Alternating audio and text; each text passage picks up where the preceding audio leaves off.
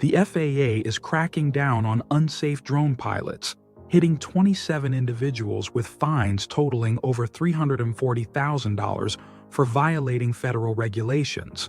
This follows the 2024 Reauthorization Act, which raised fines to $75,000 per incident.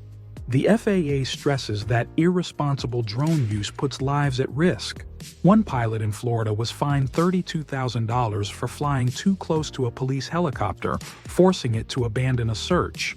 Other violations included flying drones during events like the Miami Grand Prix and Super Bowl LVI, often in restricted airspace and without proper certification.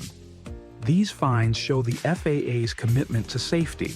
They remind drone operators that breaking the rules can lead to serious consequences. The FAA also encourages the public to report unsafe drone activity and offers tools like the B4UFLY app to help pilots stay compliant.